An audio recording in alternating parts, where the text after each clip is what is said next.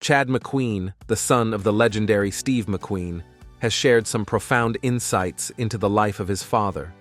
While the world remembers Steve McQueen as the king of cool, with his signature tough guy look, love for fast cars, and penchant for dangerous stunts, few know the depth of the man behind the screen persona.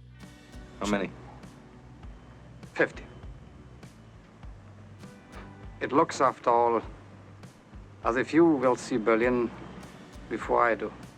Chad, who followed in his father's footsteps in more ways than one, reveals that Steve's life was filled with complexities, struggles, and triumphs that shaped him into the icon we remember today. These insights offer a rare, personal glimpse into a man who lived as fast and hard as the characters he portrayed. How many escapes have you tried? 4 over, 7 under. Tunnel man, huh? Steve McQueen is often remembered for his groundbreaking performances in films like The Great Escape and Bullet, where his cool demeanor and rebellious attitude captured the imagination of audiences worldwide. But Steve's real life was often more intense than anything Hollywood could script.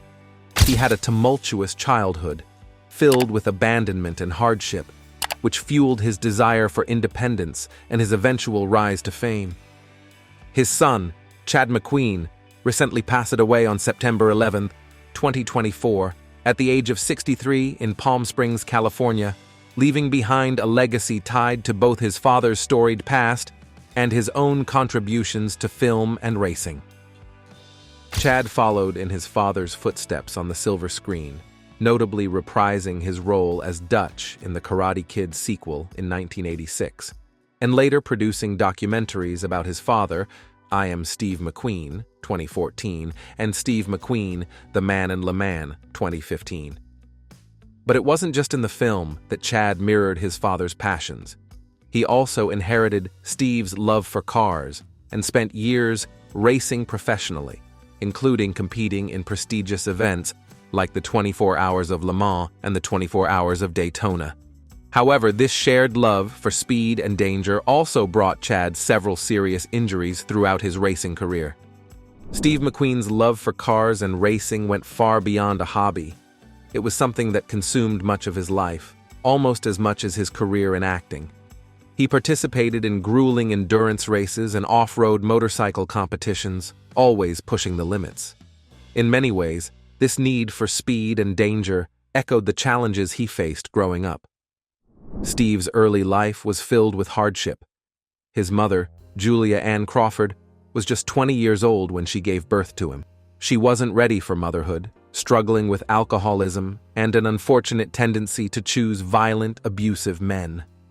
Steve's father abandoned the family when Steve was only a few months old, leaving Julia to raise him on her own.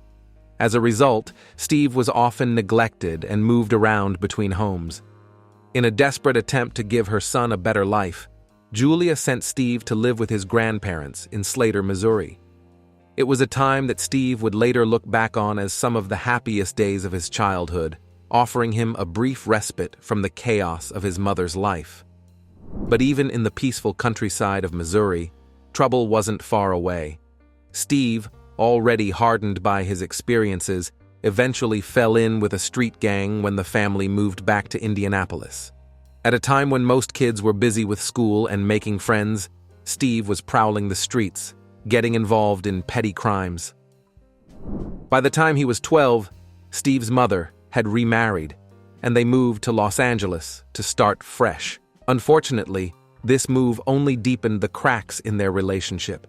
Steve's new stepfather was just as abusive as the men before him. One particular incident would be a turning point for Steve. After a brutal beating, Steve found himself at the bottom of the stairs, staring up at his stepfather. With chilling resolve, he made a promise. "You lay your hands on me again, and I swear I'll kill you." Shortly after, his mother sent him away again, this time to the California Junior Boys Republic, a reform school for troubled youth. The boarding school was a pivotal moment in Steve McQueen's life. Though it felt like a prison at first, it was the structure and discipline he desperately needed. By the time he left at 16, he was a completely different person. The school had instilled in him a sense of purpose and discipline, and it became a place he held dear for the rest of his life. Even after becoming a Hollywood superstar, Steve regularly returned to the Boys' Republic to speak with students, a reminder of where he came from and the struggles he overcame. As Steve McQueen grew older, his personal life became just as complicated as his childhood. He jumped from job to job and city to city, all before he turned 18. His restlessness carried over into his relationships, which were often marred by jealousy and infidelity. His first significant relationship was with actress Gia Scala, whom he met while studying acting in New York. The two had a brief, passionate affair, but it wasn't meant to last. Steve's ambitions led him to Hollywood in 1955, where he met his first wife, Nyla Adams. Nyla was a Broadway dancer, and the two married in 1956. According to Nile, their mutual understanding of each other's painful pasts brought them together. However, their marriage was far from perfect. Steve's career was taking off, and with it came a string of bad habits, including substance abuse. Nyla later revealed that Steve's jealousy would sometimes erupt into physical violence. The couple had 2 children together, Chad and Terry Leslie McQueen, but their relationship would eventually crumble under the weight of Steve's success and personal demons. Despite the growing strain on his marriage, Steve's career continued to skyrocket. He became famous for doing his own stunts, particularly in films that involved cars and motorcycles, like Bullitt and The Great Escape. Directors quickly realized that Steve was often more skilled than the stuntmen hired to perform the dangerous scenes, and so Steve took on many of these stunts himself, further solidifying his tough guy image. While this made him a Hollywood legend, it also took a toll on his personal life. By 1971, Steve's marriage to Nyla was falling apart, exacerbated by her abortion that year. The two had been together for 15 years, but Steve had already started an affair with his The Getaway co-star, Ali MacGraw. The chemistry between Steve and Ali was instant, but their relationship was doomed from the start.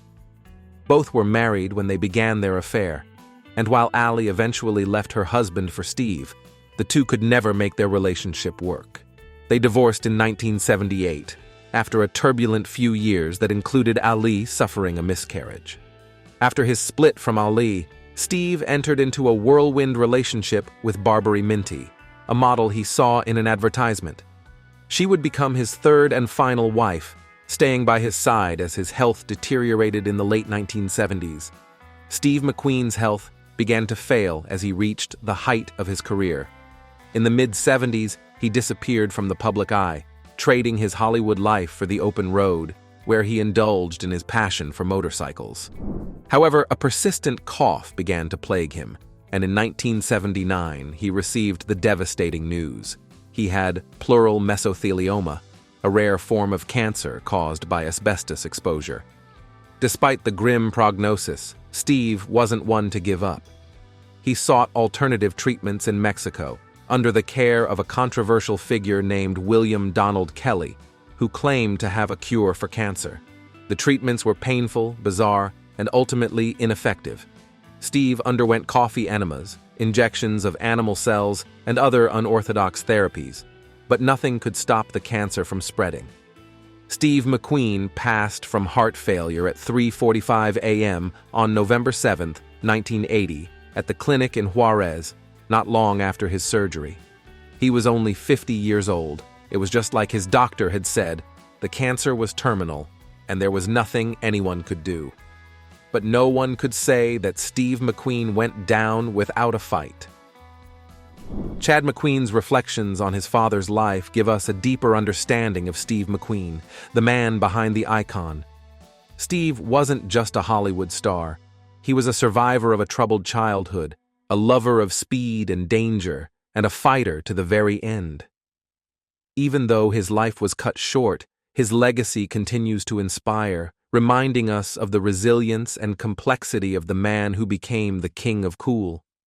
Through Chad's eyes, we see not just a legend, but a father, a flawed human being, and a man who lived life on his own terms.